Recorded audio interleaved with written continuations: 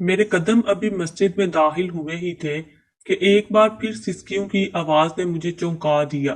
مسجد کے صحن میں ایک دو بلب جل رہے تھے، جن کی روشنی میں جب میں نے نظریں دوڑائیں تو وہی ایک کونے میں ایک 9-10 سال بچی بیٹھی ہوئی نظر آئی۔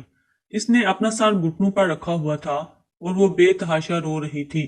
مسجد میں اس کے سوا فی الوقت تو کوئی بھی موجود نہیں تھا۔ اسے دیکھ کر میرے رونگٹے سے کھڑے ہونے لگے۔ آہی یہ معصوم بچی کون تھی جو اس وقت یہاں بیٹھ کر اس قدر رو رہی تھی؟ اتنی چھوٹی عمر کی بچی، وہ بھی لڑکی ذات کو اس اندھیرے میں کس نے گھر سے نکلنے کی اجازت دی تھی؟ میرا دل دھڑکا تھا۔ میں اس کے قریب چلتا ہوا آیا۔ اس کے کپڑے پھٹے پرانے تھے اور بال بکھرے تھے، مگر اس کے باوجود اس نے ایک جگہ سے پھٹی ہوئی چنری سی اپنے سر کو ڈھانپ رکھا تھا۔ وہ سسک سسک کر سرگوشی نما انداز میں نہ جانے کیا باتیں کر رہی تھی۔ اسے دیکھ کر میرے دل میں درد اٹھنے لگا۔ بے ساختہ ایک ٹھنڈا سانس خارج کر کے میں اس بچی کی سرگوشیاں سننے لگا، جو رو رو کر کہہ رہی تھی کہ اللہ جی، میری ماما کو میرے پاس واپس بھیج دیں، انہیں بولے نا وہ زمین سے باہر نکل آئے، مجھے ان کی بہت یاد آتی ہے، وہ جب ہوتی تھیں تو بہت پیار کرتی تھیں، مجھے کبھی بھی نہیں مارتی تھیں، میری پسند کا کھانا بنا کر دیا کرتی تھی، مگر نئی ماما مجھے بالکل بھی پیار نہیں کرتی، وہ ہر بات پر مجھے مارنے لگتی ہے۔ اللہ جی، آپ میری پرانی ماما واپس کر دیں، اس کی جگہ نئی ماما کو اپنے پاس بلا لیں، مجھے پرانی ماما چاہیے۔ وہ بچی زاروں قطار روتے ہوئے ایسے الفاظ ادا کر رہی تھی۔ اس کی معصومیت اور الفاظ میں چھپا ہوا درد سن کر میرے حلق میں کانٹے چبھنے لگے۔ نہ جانے اس بچی نے اتنی سی عمر میں کیا کیا سہا تھا۔ فجر کی اذان کا وقت ہو چکا تھا۔ میں نے فوراً ذہن جھٹکا اور اذان دینے لگا۔ نہ جانے کیوں، مگر آج جب میں اذان دے رہا تھا تو بار بار آنکھوں میں آنسو سے اتر رہے تھے، بار بار لہجے میں لرزش سی آ رہی تھی۔ دل میں ایک ہی دعا تھی کہ خدارا اس معصوم بچی کی دکھ تکلیف کو ختم کر دے، اگر ہو سکے تو اس کے حصے کا غم مجھے دے دیں، مگر اسے ہر تکلیف سے بچا لے۔ میں اذان دے کر جب واپس مڑا تو میری آنکھوں سے آنسو برس رہے تھے۔ میں ہچکی باندھے وہیں بیٹھ کر رونے لگا۔ دل میں اس بچی کا درد مجھے اس قدر محسوس ہو رہا تھا کہ میں بیان نہیں کر سکتا۔ شاید اس لیے کہ میری اپنی کوئی اولاد نہیں تھی۔ میں 20 سال سے بے اولاد تھا۔ میری بیوی بانجھ تھی، مگر اس کے باوجود میں نے کبھی اولاد کی خاطر دوسری شادی نہ کی۔ میں اٹھا اور اس بچی کے پاس واپس جانے لگا، مگر جب مسجد کے صحن میں آیا تو وہاں وہ بچی موجود نہ تھی، وہ جا چکی تھی۔ میں باہر تک دیکھنے گیا، مگر نمازیوں کا جرمٹ مسجد میں داخل ہو رہا تھا، وہ بچی نہ جانے کہاں جا چکی تھی۔ خیر، نماز کا وقت تھا اور میں نے فوراً نماز ادا کی۔ آخر میں رو رو کر اس بچی کے لیے دعا کی کہ اس کے جو بھی پریشانیاں ہیں وہ دور ہو جائیں۔ اتنے معصوم بچے اس قدر اداس اور مایوس بالکل بھی اچھے نہیں لگتے۔ نہ جانے کیسے ظالم لوگ تھے جنہیں اتنے معصوم ننھی کلیوں پر ذرا بھی رحم نہیں آتا تھا اور ان پر ظلم کیا کرتے تھے۔ شاید یہ بھی قیامت کی نشانیوں میں سے ایک تھی۔ خیر، میں نماز پڑھنے کے بعد کچھ دیر وہیں بیٹھا رہا اور پھر گھر کی جانب بوجھل قدموں سے چلا آیا۔ گھر آیا تو میری بیوی ابھی تک سو رہی تھی۔ اس کا تو معمول ہی یہی تھا، اس نے کبھی 5 وقت کی نماز پڑھنے کا معمول نہیں بنایا تھا، وہ تو دن چڑھے تک سوتی رہا کرتی تھی۔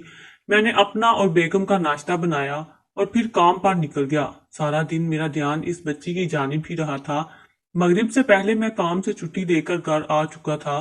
فجر اور مغرب کی اذان میں خود محلے کی مسجد میں دیا کرتا تھا۔ میں نے ایک بار پھر مسجد میں متلاشی نظروں سے دیکھا، شاید وہ بچی یہاں موجود ہو، مگر وہ یہاں نہیں تھی۔ خیر، میں نے نماز ادا کی اور جو ہی واپس جانے کے لیے پلٹا تو مسجد کے بڑے دروازے کے باہر جہاں نمازی جوتے اتارا کرتے تھے وہاں وہی بچی بیٹھی تھی۔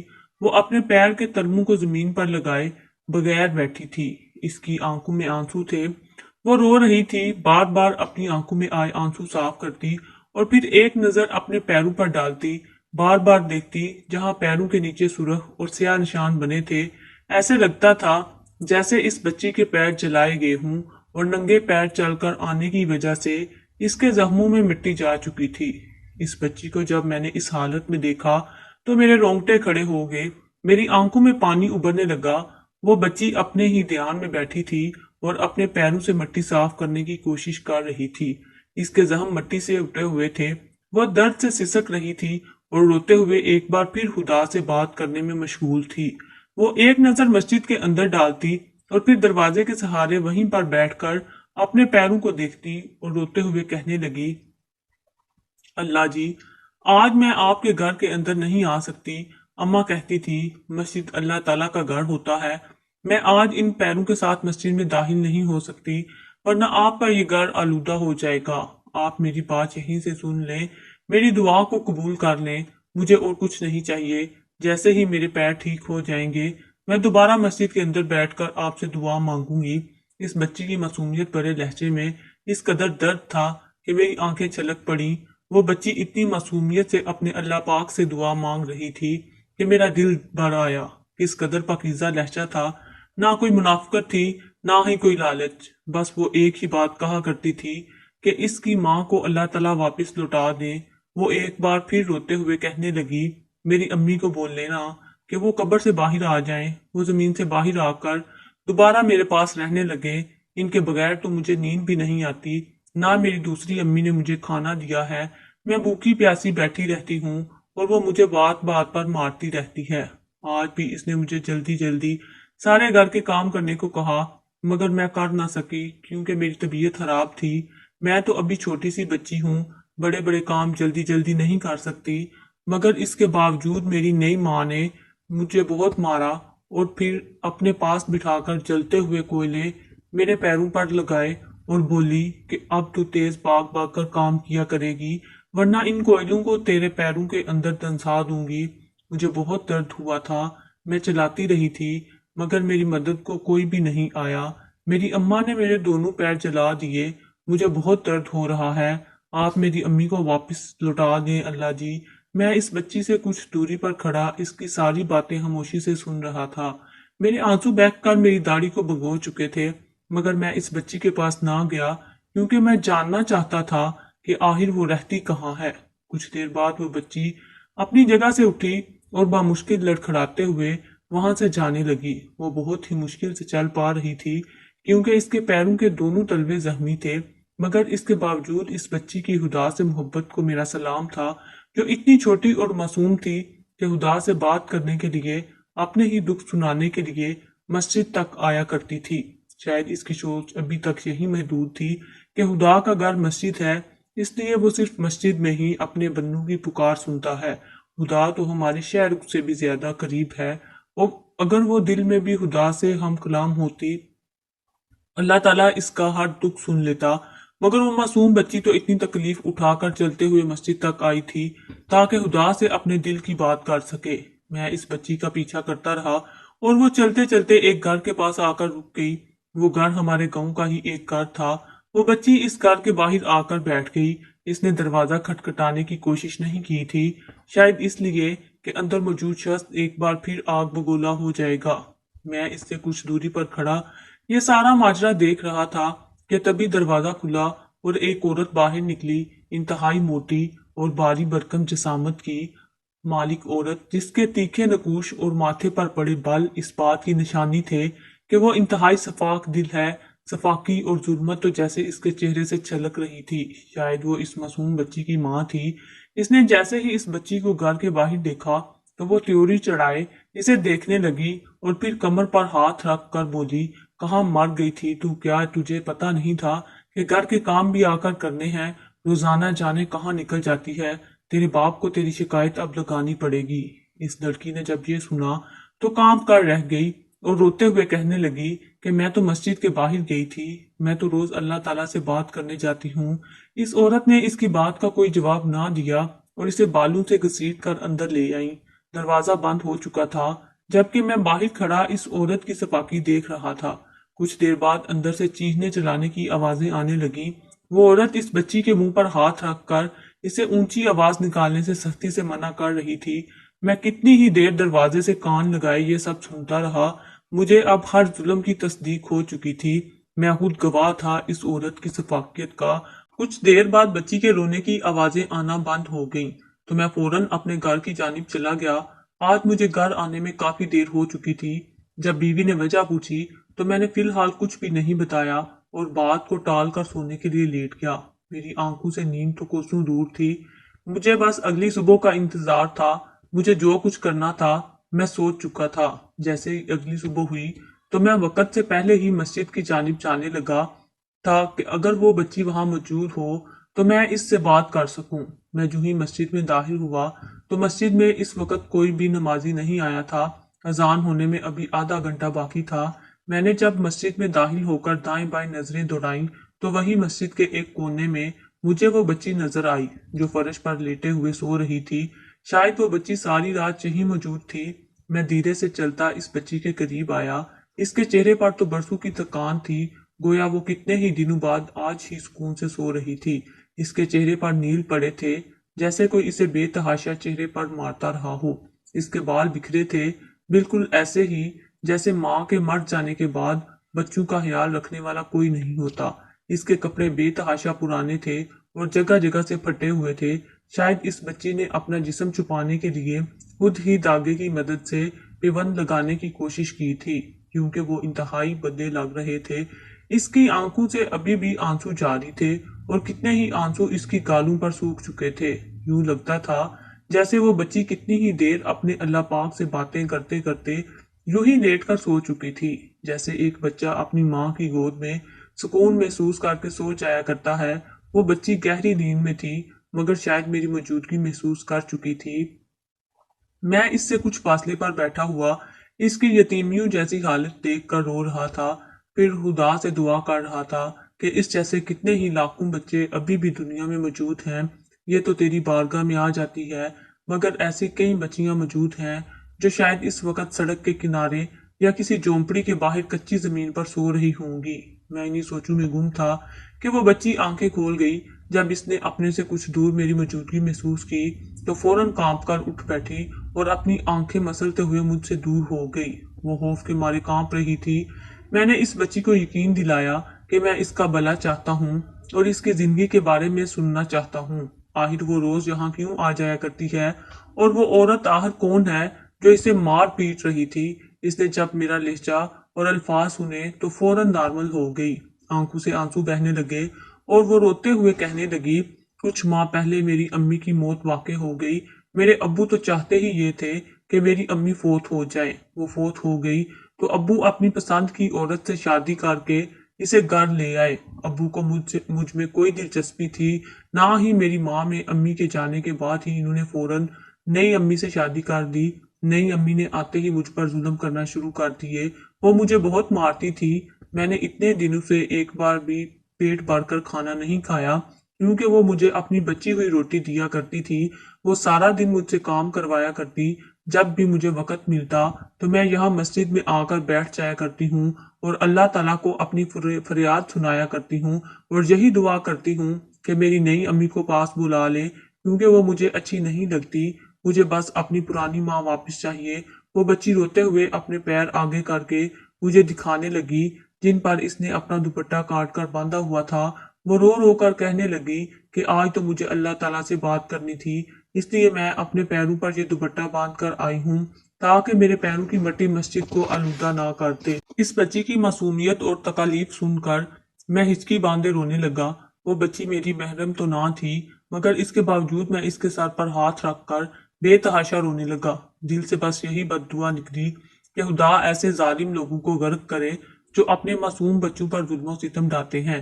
اس بچی کی آنکھوں میں کئی امیدیں تھیں جو شاید اس کی سوتیلی ماں کے ظلم و ستم سے وہیں پر ختم ہو چکی تھی۔ وہ مزید بتانے لگی کہ ابا نے کہا تھا کہ وہ اگلے ہفتے میری شادی کروا دیں گے اور مجھے اچھے گھر میں رخصت کر دیں گے۔ انہوں نے تو ایک انکل سے پیسے بھی لے لیے ہیں۔ ان کا کہنا تھا کہ میرے شوہر نے ان کو دیے ہیں۔ اس بچی کی یہ باتیں سن کر میرے ہوش اڑ چکے تھے۔ وہ انسان اس قدر ظالم بھی ہو سکتا ہے؟ پہلے اس کی سوتیلی ماں اس پر اس قدر ظلم ڈھاتی رہتی تھی اور اب اس کا سگا باپ بھی اس کے ساتھ ایسا ظلم کرنے لگا تھا۔ وہ تو ابھی بمشکل ہی 9-10 سال کی تھی، بھلا اس کا نکاح کیسے ہو سکتا تھا؟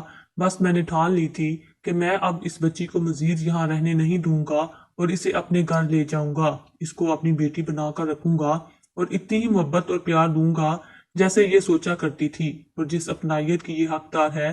میں نے اس بچی سے کہا کہ تم میرے ساتھ چلو۔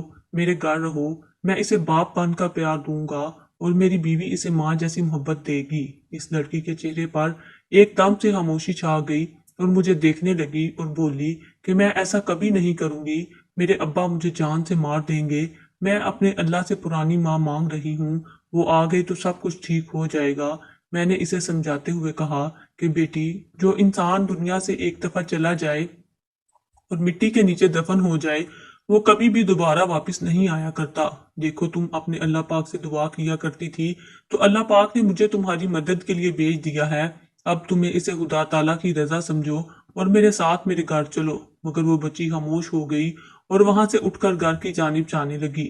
شاید اسے مجھ پر اعتبار نہیں تھا، میں نے اس بچی پر فی الحال مزید دباؤ ڈالنا بہتر نہ سمجھا اور فجر کی نماز ادا کرنے کے بعد اپنے گھر کی جانب چلا آیا۔ میں نے اپنی بیوی سے بھی اس بارے میں ذکر کیا، وہ سن کر پہلے تو خاموش ہو گئی اور پھر بولی کہ ہاں، اگر وہ لڑکی ہمارے ساتھ رہنا چاہے تو رہ سکتی ہے، ہم اسے اپنی اولاد کے جیسی محبت دیں گے۔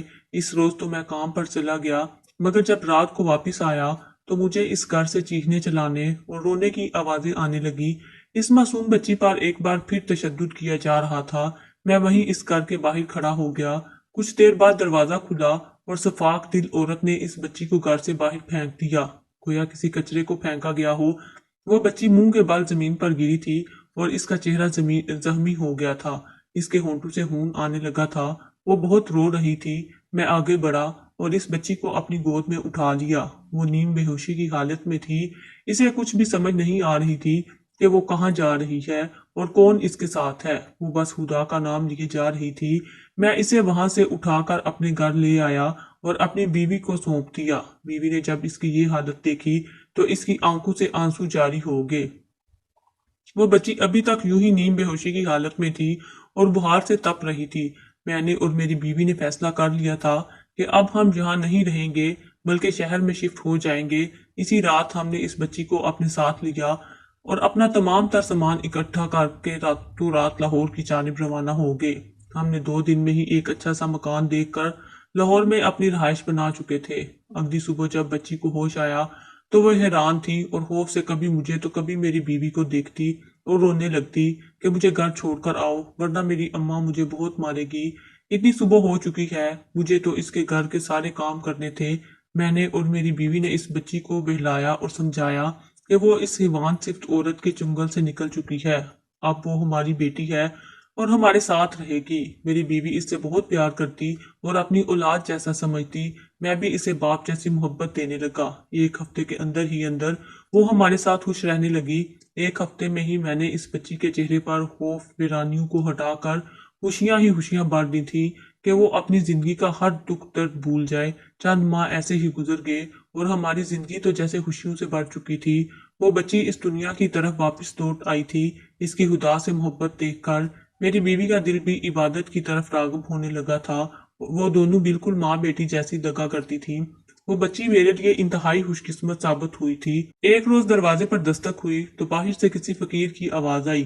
بیٹی نے میری جیب سے 10 روپے کا نوٹ نکالا اور بولی کہ وہ فقیر کو دے کر آئے گی۔ میں نے مسکرا کر اسے جانے کا کہا تھا، مگر وہ جو ہی دروازہ کھول کر کھڑی ہوئی تو اس کی چیخ کی آواز آئی۔ میں بکھلا کر باہر آیا۔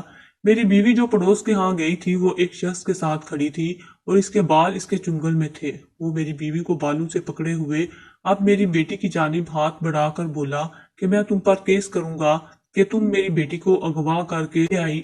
شور شرابہ سن کر وہاں موجود لوگ اکٹھے ہو چکے تھے۔ میں نے اپنے بیوی کو چھڑوایا تو اس نے میری بیٹی کو پکڑ لیا۔ در حقیقت وہ اس بچی کا اصل باپ تھا جو اسے ڈھونڈتے ڈھونڈتے یہاں تک آ گیا۔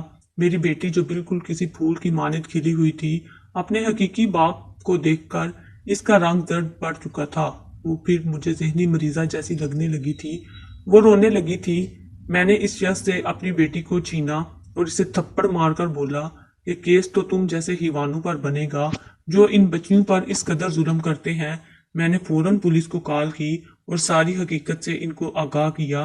بچی نے بھی اپنے اصل باپ اور سوتیلی ماں کے بارے میں گواہی دی، جس کے بعد دونوں کو پکڑ لیا گیا۔ عدالت نے فیصلہ میرے حق میں سنایا تھا۔ جب بچی سے گواہی دی گئی تو اس نے یہی کہا کہ میں انہی کے ساتھ رہنا پسند کروں گی۔ میں اپنی بچی کو اپنے ساتھ لگائے واپس اپنے گھر کی جانب چلا آیا۔